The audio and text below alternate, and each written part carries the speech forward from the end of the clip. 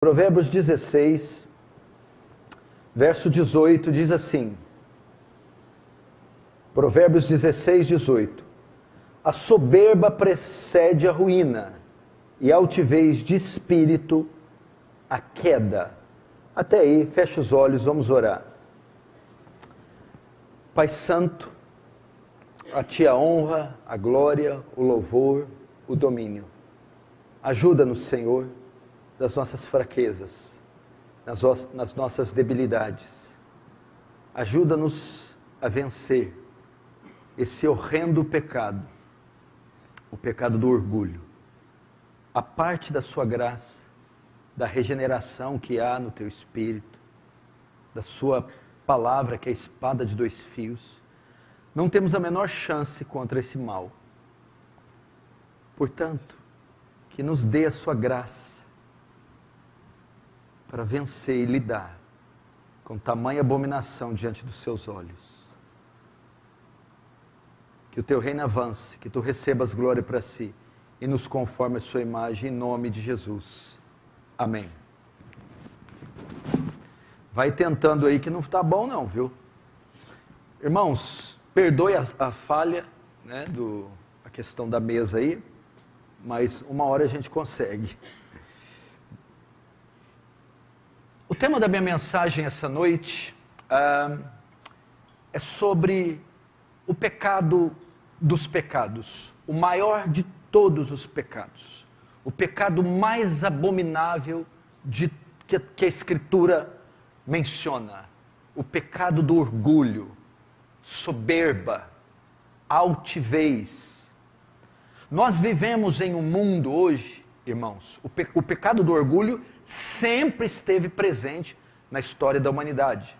Haja vista os primeiros capítulos de Gênesis, você vai ver que a queda do homem se deu desde os primórdios da humanidade através do orgulho. O orgulho já estava ali presente. Entretanto, o mundo de hoje, o mundo que nós vivemos, o mundo moderno, ele é feito para incitar ainda mais esse pecado.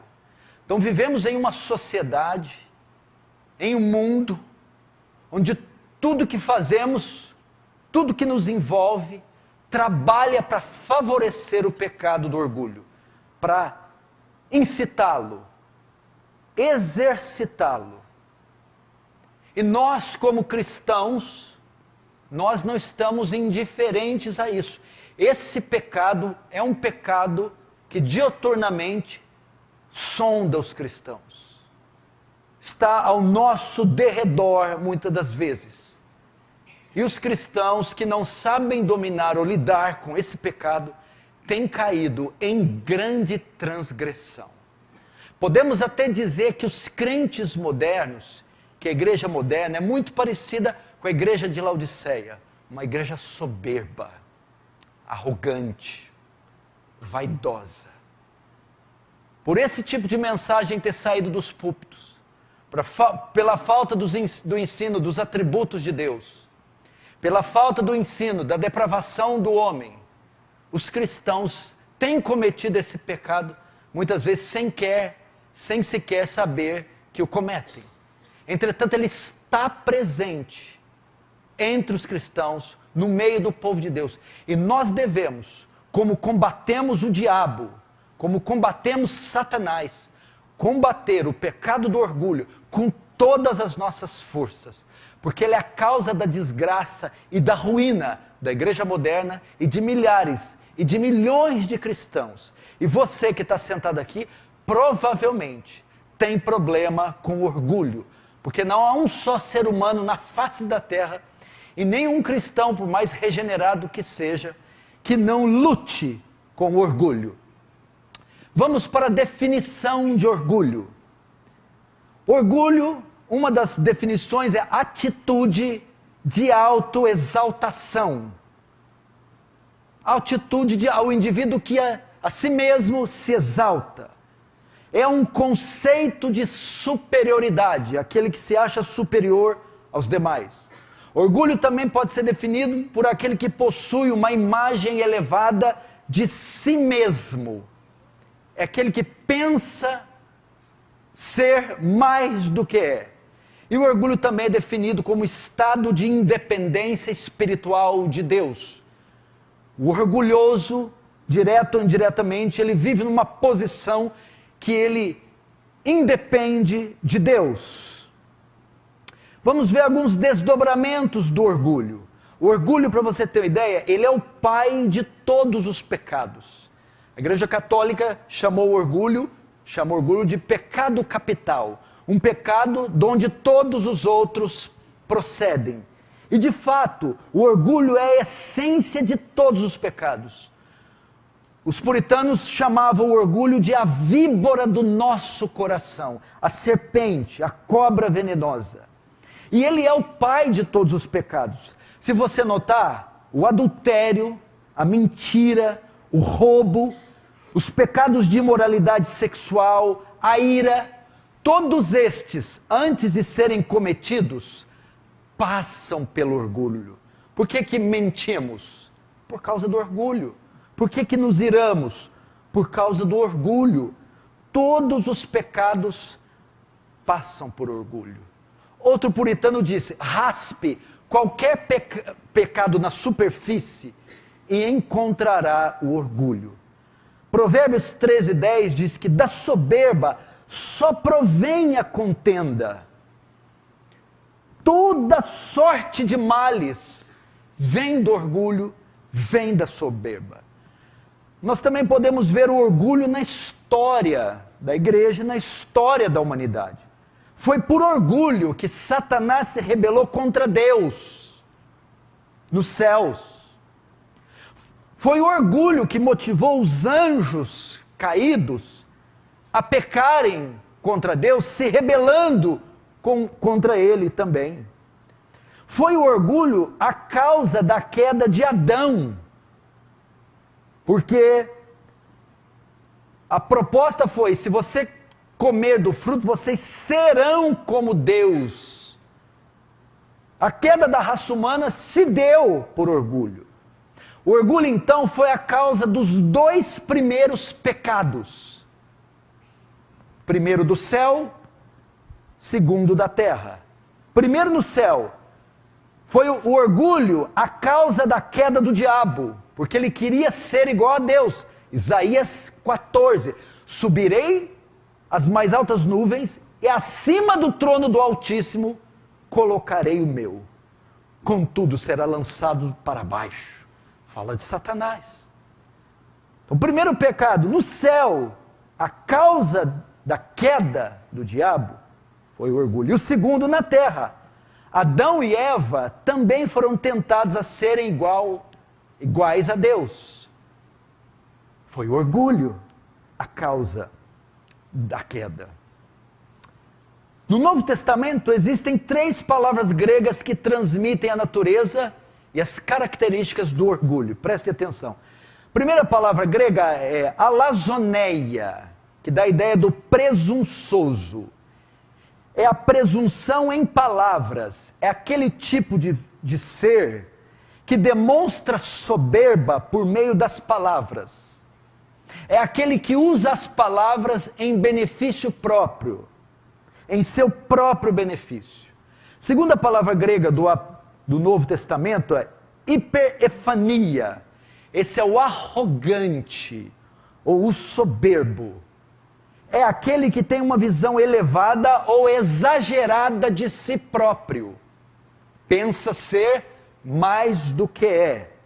E a terceira palavra grega para orgulho no Novo Testamento é o hibris, que quer dizer insolente ou injurioso nas atitudes. É aquele que representa o orgulho em atos, em atitudes. É o tipo de orgulho que leva a pessoa a agir de forma desdenhosa contra os seus semelhantes. Então, uma para se referir ao orgulhoso por palavras, o outro pela arrogância e o outro que desdenha do seu próximo. O orgulho também assume algumas formas específicas. Tem várias formas que o orgulho assume.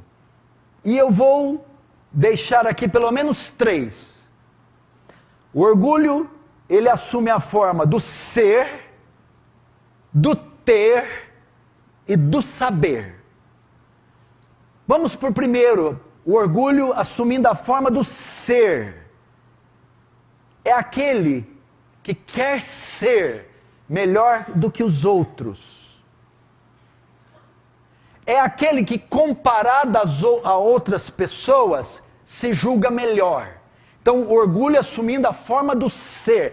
É aquele tipo de orgulho onde o indivíduo se acha superior, se acha o mais bonito, o mais forte, o mais inteligente, o mais capacitado. Segunda forma que o orgulho assume, a primeira no ser e o segundo no ter. É aquele que é orgulhoso por causa daquilo que ele tem. Bens materiais, conforto, dinheiro, carros, casas, roupas, belezas. Mas não é só possuir bens materiais. É aquele que é orgulhoso porque tem talentos, títulos, diplomas, capacidade, dons. Então ele se orgulha de ter tanto bens materiais como bens morais. Terceira forma que o orgulho assume é na forma do saber. É aquele que é orgulhoso porque sabe mais que os outros, conhece mais que os outros, é mais inteligente que os outros, é mais capacitado que os outros. Então essas são as 3 formas mais comuns que o orgulho assume e que o orgulhoso se orgulha. É porque ele pensa e quer ser melhor que os outros, é porque ele tem ou deseja ter mais que os outros, ou é porque ele quer saber ou sabe mais que os outros. Agora, por que o orgulho é tão abominável? É tão repugnante? É tão asqueroso? E minha proposta essa noite é você não olhar para esse pecado nunca mais com os mesmos olhos. Meu desejo com essa pregação é incitar em você uma ira, uma cólera tão ardente pelo orgulho, a ter náuseas por ele, a ter um ódio santo por esse pecado, e combater ele como se estivesse combatendo com o próprio diabo. Por que ele é tão abominável? Primeiro, porque o orgulho é auto-idólatra. O orgulho nos faz adorar a nós mesmos, ou faz o indivíduo adorar a si mesmo. Ele é auto-idólatra. Ele venera a si próprio, ele louva a si próprio, ele cultua a si próprio. Ele faz com que nos tornemos deuses para nós mesmos. Segundo, porque o orgulho é tão abominável? Porque ele tira o nosso senso de contato com a realidade. Ele faz pensarmos ser o que nós somos e viver uma realidade que nós não temos.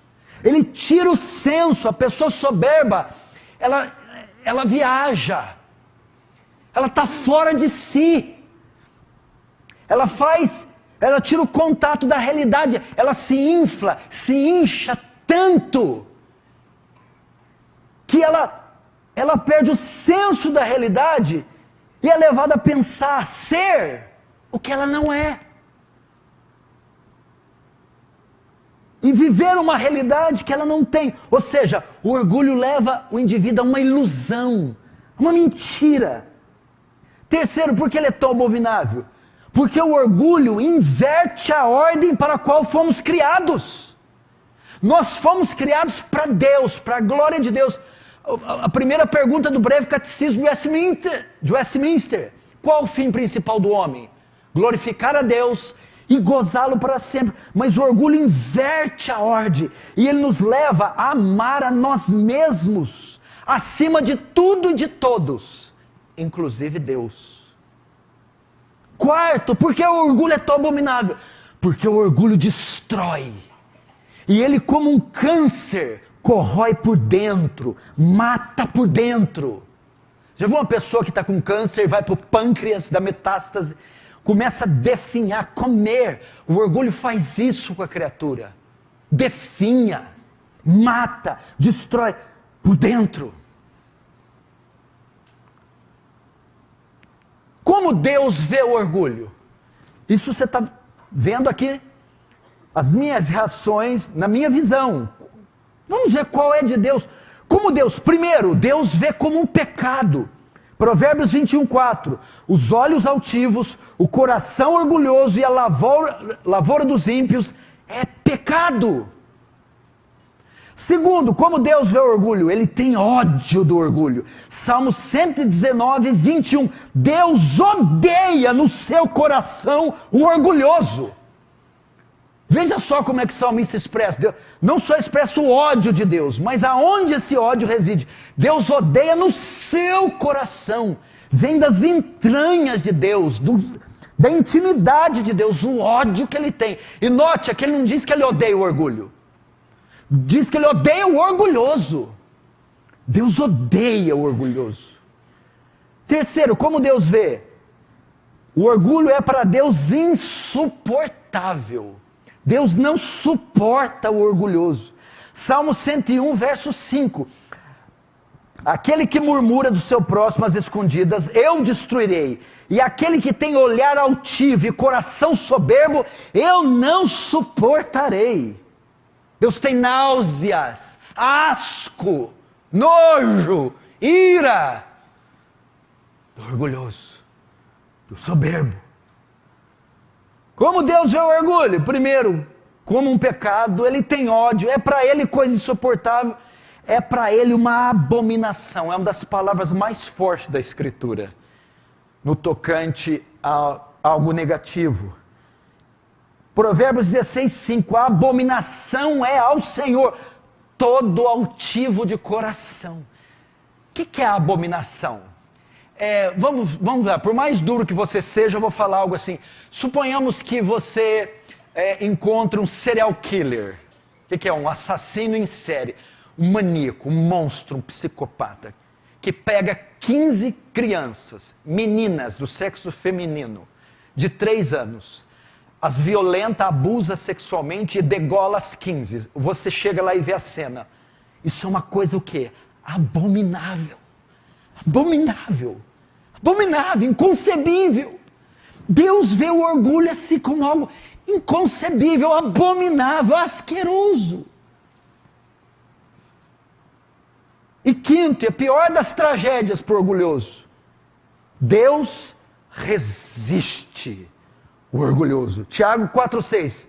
Antes dá a maior graça, portanto diz, Deus resiste aos soberbos, mas dá graça aos humildes. Deus resiste. Sabe o que quer dizer essa palavra no grego, resiste? Se opõe. Se é usada numa batalha militar. E quando um exército se opunha a outro e combatia contra ele. O Senhor está dizendo aqui que aos soberbos, Ele luta contra, Ele combate contra. Deus luta contra o soberbo, resiste, se opõe ao soberbo, entra em uma peleja com o soberbo. Você está vendo como é que é esse pecado? Imagine um soberbo dobrando os joelhos e orando.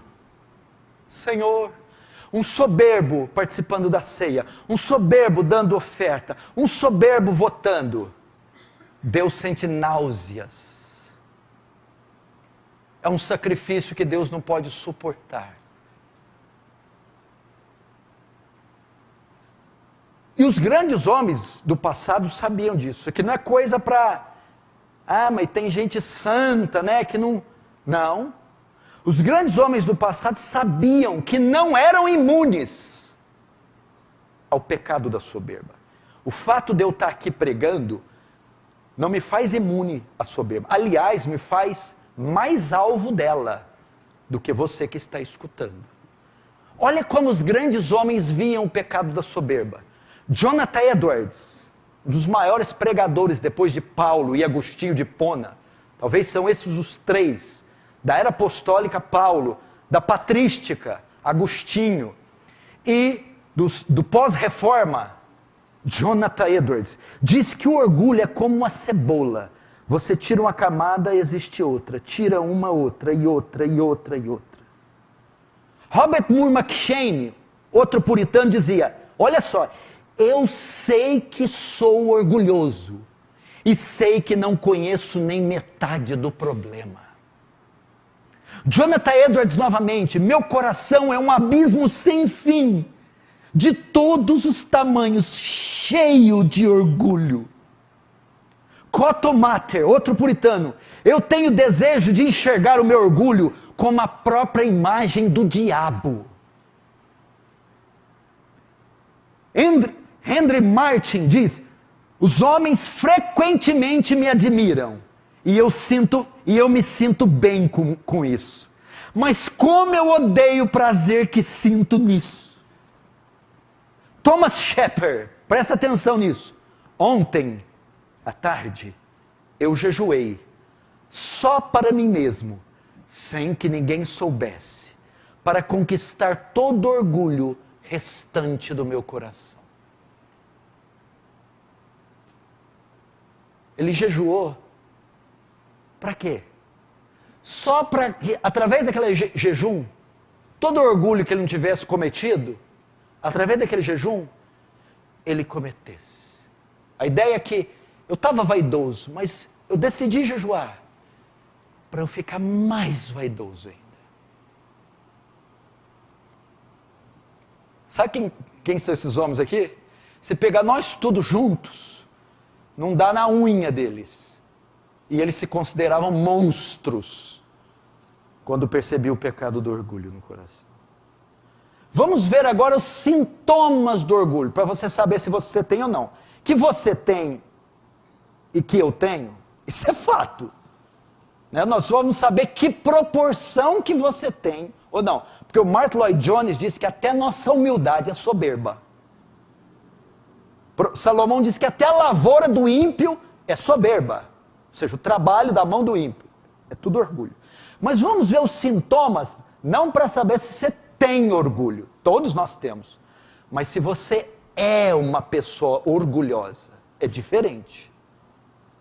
Ter orgulho, lidar com orgulho, todos temos, todos lidamos. Andar constantemente em orgulho é um sintoma de uma pessoa orgulhosa. Primeiro sintoma do orgulhoso, a busca pelo louvor. O orgulhoso fica à procura do louvor, do elogio, da glória dos homens. E o orgulho, lembra, passa pelo ser, ter e saber.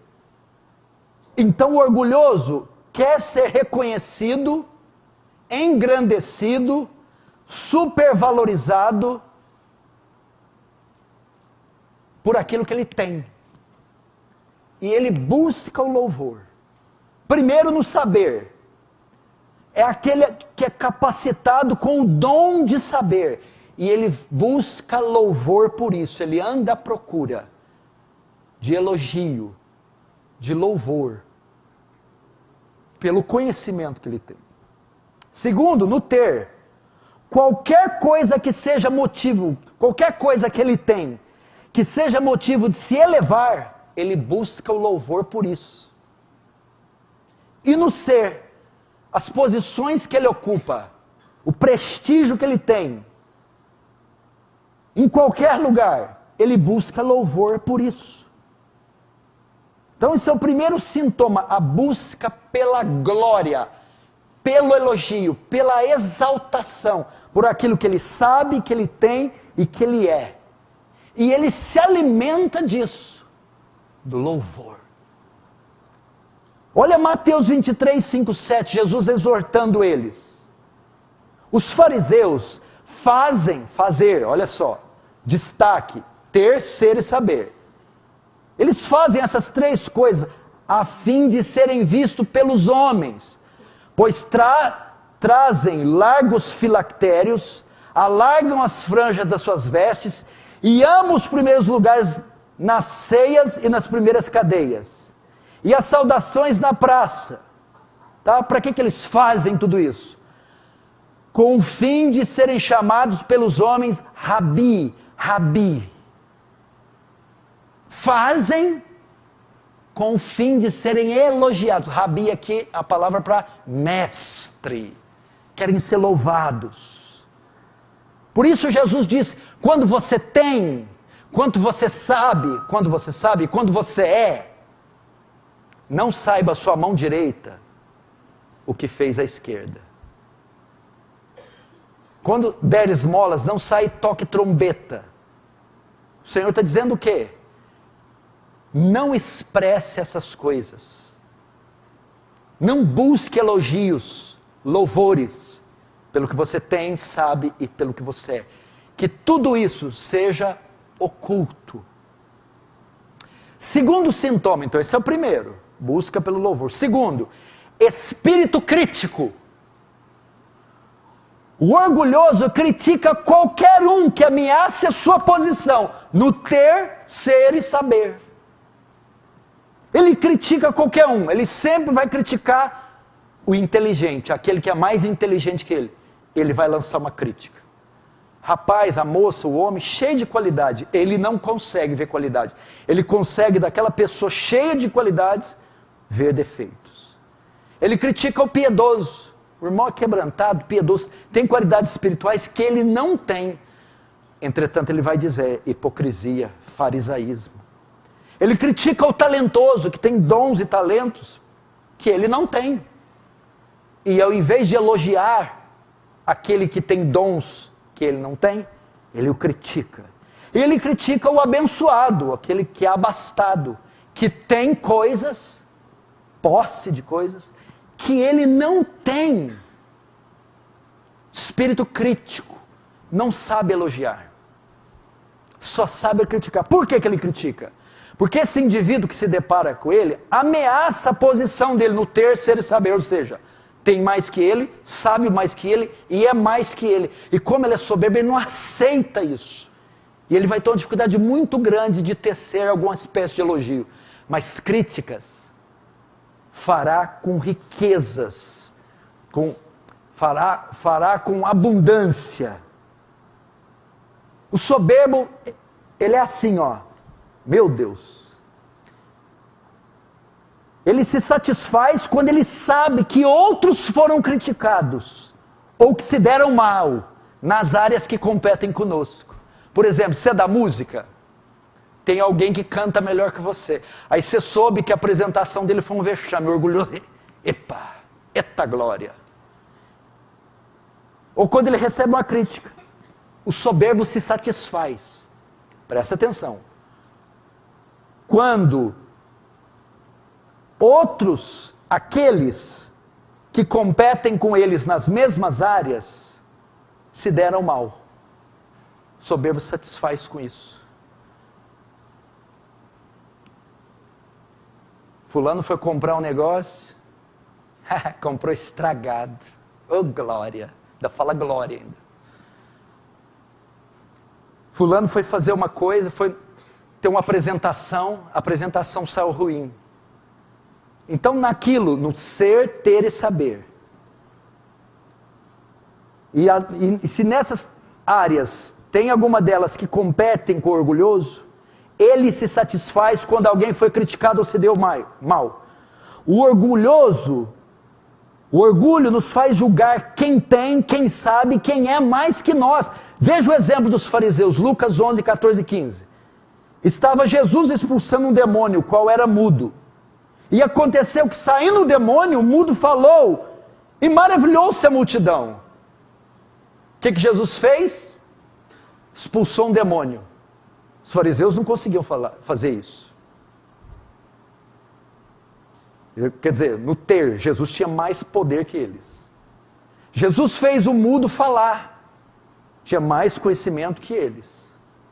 E Jesus é aclamado pela multidão, era mais que eles. Então veja só, Jesus vem, estava ele expulsando o demônio, qual era mudo, e aconteceu que saindo o demônio, o mudo falou, maravilhou-se a multidão. Jesus se destacou no ter, no ser e saber. Agora os fariseus, que eram soberbos, mas alguns deles diziam, ele expulsa demônios por Belzebu, príncipe dos demônios.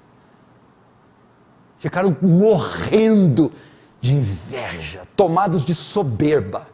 Apareceu um rabino que fala melhor que nós, conhece mais que nós, tem mais poder que nós e é mais prestigiado que nós. O que eles fizeram? Espírito crítico. Teceram críticas em Jesus. O soberbo é assim.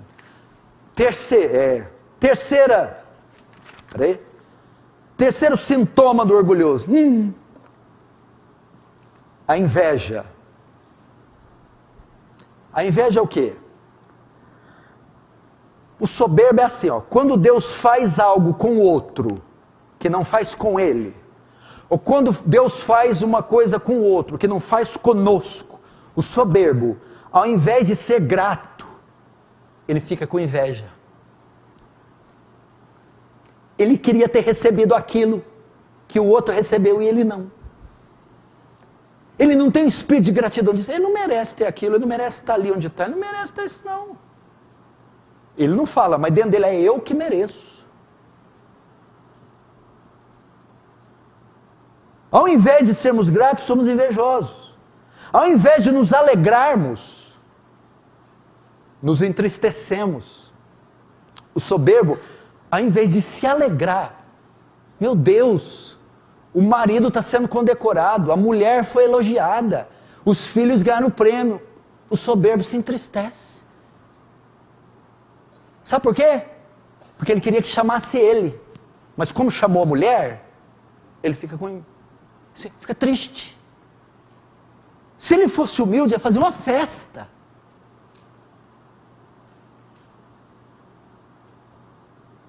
É inveja. Ao invés de nos humilharmos pela lição, nutrimos ódio. Como assim humilhar? Nossa, aquela pessoa sabe mais que eu, foi condecorada, recebeu o que eu não tenho capacidade. Se humilha, aprende a lição. Olha só, Mateus 27, 17, 18. Portanto, estando eles reunidos, disse-lhes Pilatos, qual quereis que vos solte? Barrabás ou Jesus chamado Cristo? Porque Pilatos sabia que por inveja o haviam entregado. Olha o que motivou a inveja. E quem é o pai da inveja? A inveja é uma filha. Filha da soberba, do orgulho. Orgulhoso tem inveja.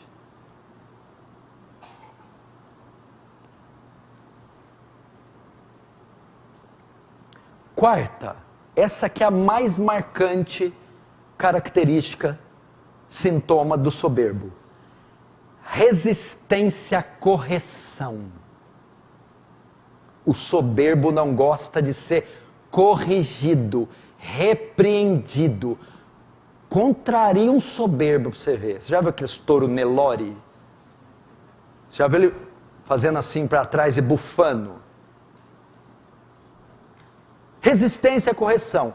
O orgulhoso não permite que haja repreensão, mesmo que ela seja justa. O orgulhoso não admite seus erros. Você errou. Admite. Não, é que você não viu. Pera aí lá, você não está entendendo. Ele não admite os seus erros. Terceiro, o orgulhoso se justifica constantemente. Ao invés de admitir uma falha clara, ele justifica seus erros. Ele tem justificativa para tudo.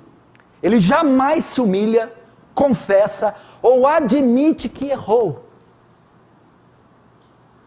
Quarto, ele não aceita correção. Olha só, escuta aqui. E quando ela acontece, ele tem reações no comportamento, tais como, vamos lá.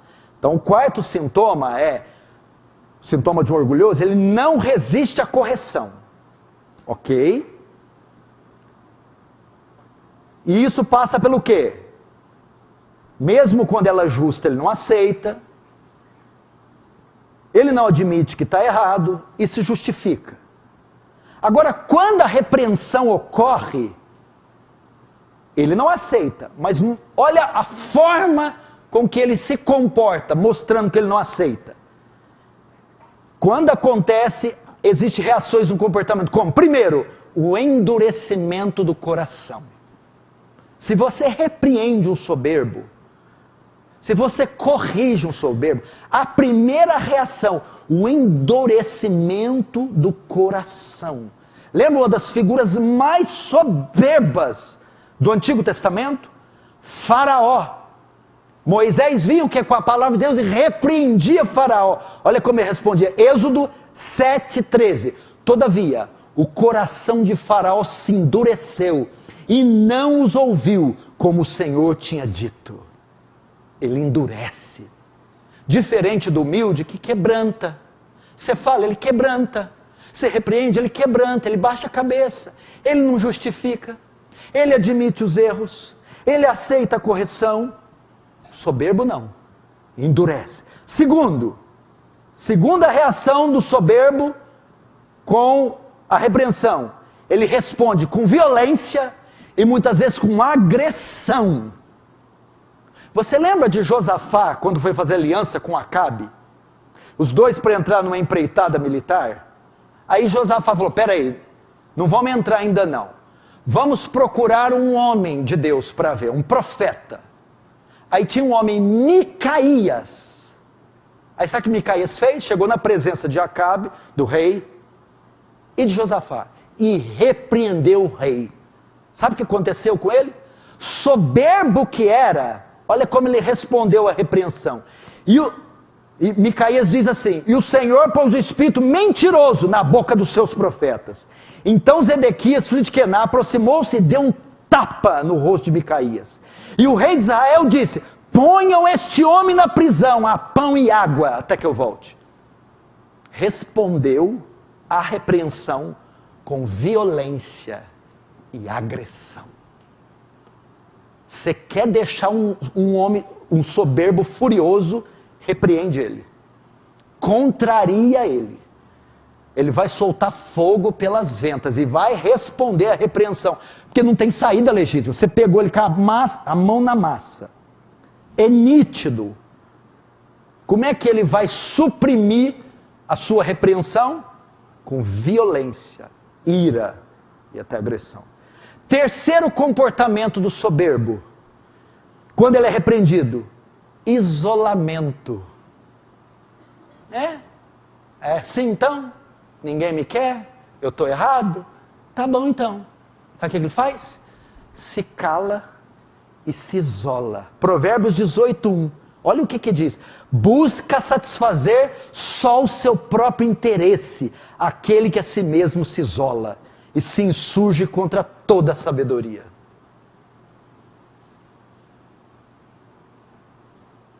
Quarto sintoma, resistência à correção. Todavia, quando ela acontece, ele tem 3 reações. Endurece o coração, responde com violência ou até agressão, e ele se isola. O exemplo é o rei Manassés. 2 Crônicas 33:10. E falou o Senhor a Manassés e o seu povo, porém não deram ouvidos ao Senhor. Olha o que Spurgeon diz, igreja. Valorizem muito um amigo de vocês que apertem e corrijam fortemente vocês. E repreendam vocês. Por mais que você não goste, isto te aperfeiçoa.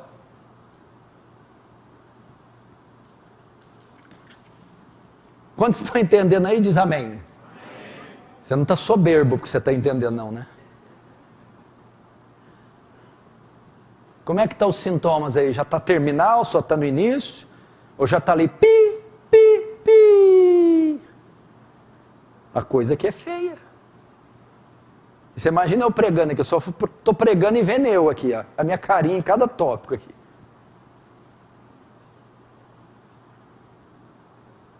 Vamos agora para soluções, porque ninguém vai aguentar mais 5 minutos falando disso aqui, né? Como vencer o orgulho, André? Você já está famoso, não vou falar seu nome, mas não, já estão querendo a tua cabeça. Só fala o sobrenome, é virtuoso. Como vencer esse pecado desgraçado, maldito, asqueroso, abominável, insuportável, intragável? Como vencer? Vamos lá. Soluções para orgulho. Primeiro, vou falar o básico que todo mundo sabe, mas é essencial. Volte-se para a oração. Você só vai vencer esse asqueroso, gigantesco, descomunal pecado com os seus joelhos. Por isso é que nós dobramos o joelho. Já vence o orgulho se humilhando, botando a boca no pó. Meu irmão, confessando essa maldição. Derrame seu orgulho diante do trono da graça. Veja o orgulho como anomalia, como algo aterrorizante, e peça a Deus para livrá-lo disso. Confesse o dia e noite diante de Deus, admita, não fica, mas porém, então, sabe, não, diga, eu sou soberbo, Deus.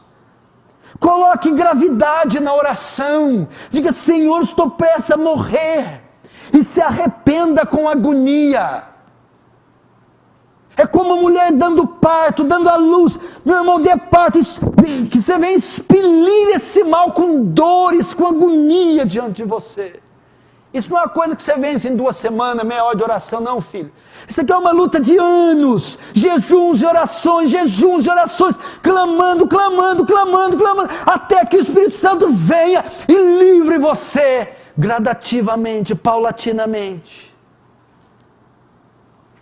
Segunda forma de vencer o orgulho. Primeira oração, segundo, volte-se para a palavra. O que Jeremias diz? Não é minha palavra, fogo, diz o Senhor, e martelo que esmiuça a penha, martelo que quebra a rocha. A palavra é um martelo, é uma bigorna que despedaça o orgulho. Volte-se para a palavra. Como assim? Pegue todos os textos que a Bíblia fala sobre orgulho e se conforme a esses textos, verbalize esses textos, ore esses textos, clame pelo cumprimento desses textos, use a espada de 2 fios, use o fogo abrasador de Deus, use o martelo de Deus para quebrar o orgulho. Terceiro, olhe para os atributos de Deus. Sabe por que somos tão soberbos? Porque nós achamos que Deus precisa da nossa ajuda. Porque o Deus dessa igreja mequetrefe, neopentecostal, é um Deus que você precisa pôr ele na parede, ele está assustado. Tem um outro gaiato aí dizendo que não tem nada a ver com a pandemia. Deus fez o mundo e deixou o mundo. Eu não sei onde ele está, deve estar em outra galáxia, jogando, não sei o que ele está fazendo. Então o Deus dessa igreja moderna é tão pequenininho, fracote, barrigudinho, tão feinho, que o homem se acha no direito de estar numa posição que não tem. Agora, quando você voltar para o estudo dos atributos de Deus, a supremacia de Deus, a soberania de Deus, os decretos de Deus, a justiça de Deus, a imensidão, a infinitude de Deus, a transcendência de Deus, a onipotência, a onisciência, a onipresença, você vai diminuir. Aí vai acontecer igual Isaías. Já dizia, Isaías estava que estava. Quando viu o trono de Deus, disse, ai de mim que vou perecendo.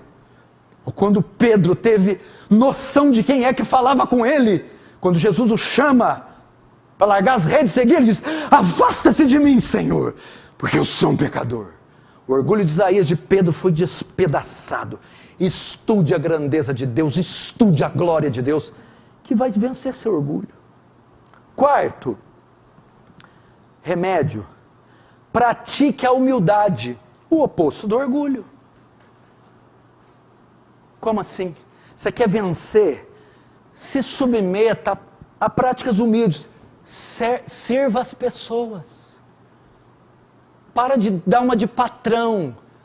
Vou lembrar aqui até de uma igreja lá de Campo Grande, o Caio Baez, que citava muito. Quando chegava na igreja, o irmãozinho recebia assim.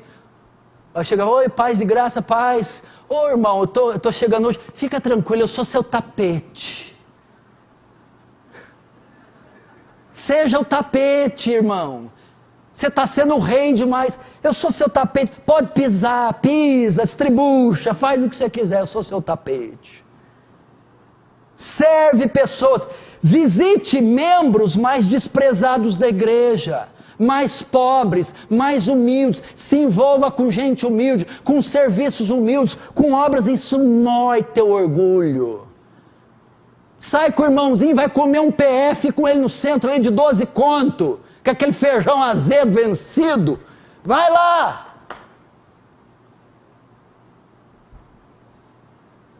Tu precisa comer, você já comeu, você está acostumado a comer o quê? Picanha, contrafilé, você tem que comer a havaiana, é uma delícia. Sabe que a carne parece uma borracha? Ah, isso quebra o orgulho do camarada. Aí você fala, Deus do céu, como é que alguém tem coragem de comer isso aqui? Aí o irmãozinho diz, tá bom, né?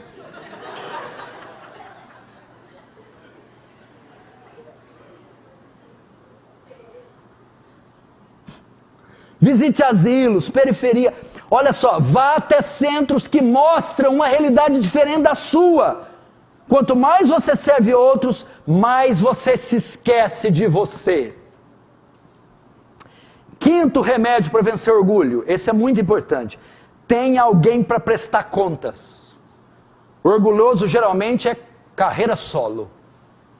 Não tem o texto lá, porque dele, por ele, para ele são todas as coisas. Por mim, de mim, para mim são todas as coisas. O que é isso? Tem alguém que possa identificar seus erros, inclusive seu orgulho. Procure alguém que você, com humildade, possa pedir que faça uma avaliação de você. Tem que chegar, sentar, fala aí, pastor, pode falar, não fica com rodeio não, já vai na jugular, pastor. Imagina se falar isso para mim, eu já vou sem mandar. Lutador de jiu-jitsu, imagina. Então alguém que você possa procurar com humildade e pedir, faça uma avaliação de você. Tem alguém que fale verdades para você, que seja franco e sincero. Não busque aqueles que falam o que você quer ouvir. Tem irmão que busca esse. Ah, vou aconselhar não, o que é pastor? Por quê? Porque ele fala a verdade. Não há nada que trate mais seu orgulho do que ter alguém para prestar contas.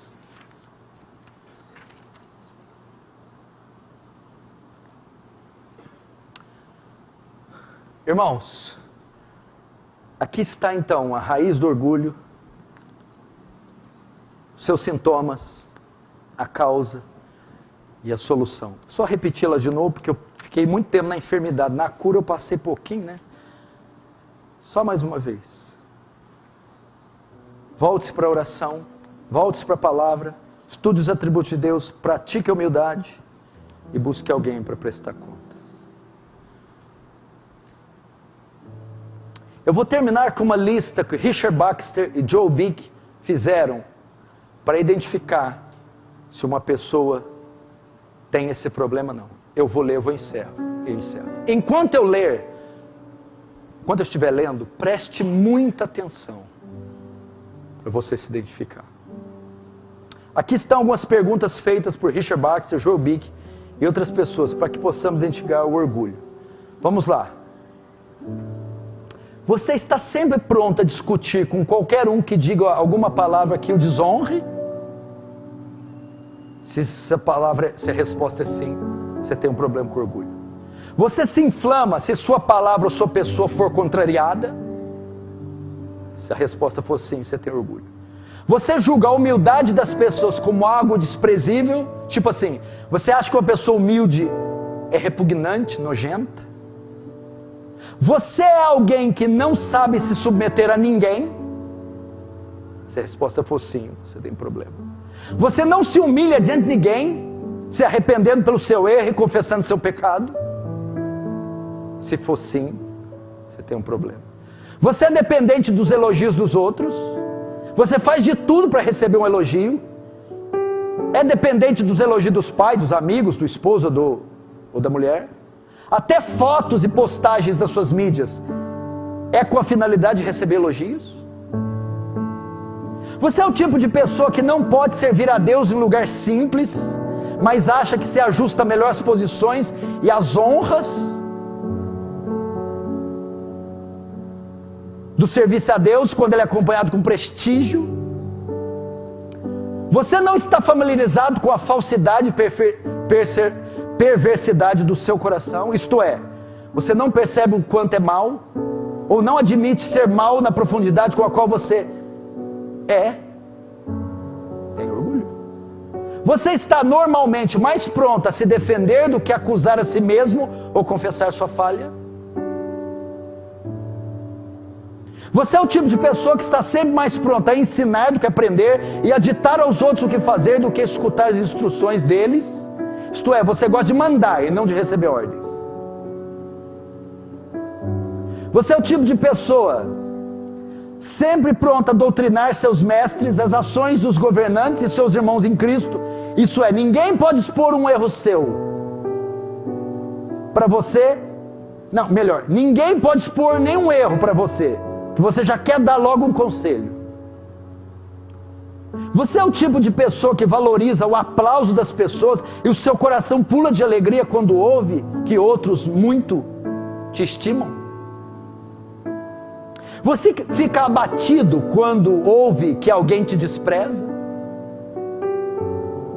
Você ama aqueles que mais te honram e o seu coração fica ressentido com aqueles que você acha que te menosprezam? Você é o tipo de pessoa que precisa que seus caprichos sejam satisfeitos e seu julgamento precisa ser regra por meio da qual os outros devem ser julgados e que sua palavra precisa ser a lei para todos à sua volta? Se a resposta for sim, nós temos problema com orgulho. Irmão, aqui está uma pequena exposição desse horrendo mal. Eu quero começar assim. Qualquer resistência ao que foi pregado, você pode não gostar do método que eu preguei, do método, do meu timbre de voz, você pode não gostar. Agora, o que você não pode negar é que isso é uma verdade irrefragável, irrefutável da Escritura. Se você ouviu esse sermão com qualquer tipo de rejeição ou bloqueio, há uma evidência gigantesca de orgulho na sua vida. Essa palavra tem que tirar o nosso chão. Não há criança sentada aqui nessas cadeiras, ou quem me ouve, que não tenha este mal no seu coração. E eu vou te dizer mais, essa é a maior causa de condenação de pessoas. As pessoas que irão ao inferno irão por causa desse pecado. É pela soberba que muitos não vêm a Cristo, porque não admitem os seus pecados e não se curvam à ideia de ter que se humilhar a um Salvador. Que erraram o suficiente para serem dignas do inferno, para admitirem que são pecadoras, e elas se mantêm obstinadas e alheias à graça salvadora de Cristo por causa da soberba. Ela meu irmão, ela leva à queda e à ruína. A soberba precede a queda, e a altivez de espírito a ruína. Quantos homens da nossa nação não caíram pela soberba? Se você olhar os pregadores que caíram em pecados sexuais, antes eles confessaram que foi a soberba. A soberba levou empresários a cair, a soberba levou Roma a cair. Roma caiu por causa do pecado de imoralidade que estava atrelado à soberba dos seus imperadores. Impérios caíram pela soberba. Por que o terceiro Reich caiu? Adolf Hitler. Porque os generais disseram para ele teve uma estratégia: vamos 3 frentes de batalha, vamos invadir Kiev, Moscou e Leningrado. Os generais disseram: não, Hitler, 3 frentes de batalha é muito, e por causa da soberba vocês não sabem nada de guerra. Hitler perde a guerra, o terceiro Reich acaba, e ele se suicida. Soberba destrói casamentos, destrói famílias, derruba ministérios, destrói tudo. O homem arrogante não aceita repreensão, ele anda sozinho achando que é o dono da verdade. E a coisa mais trágica eu vou deixar para outra pregação. Isso aqui dá outra pregação. Ele dá a graça aos humildes, mas resiste os soberbos. A graça que nós precisamos para vencer o pecado, a graça que nós precisamos para a santificação, a graça que precisamos para manter-nos de pé, Deus tira do homem por causa da soberba, e Ele entrega as suas iniquidades, as suas peçonhas. Deus, vou retribuir a sua soberba, retendo-lhe a minha graça, e você se tornará uma besta incontrolável. Os megalomaníacos não são todos assim, soberbos? Os assassinos, criminosos, psicopatas, sociopatas, soberbos, porque Deus os entregou.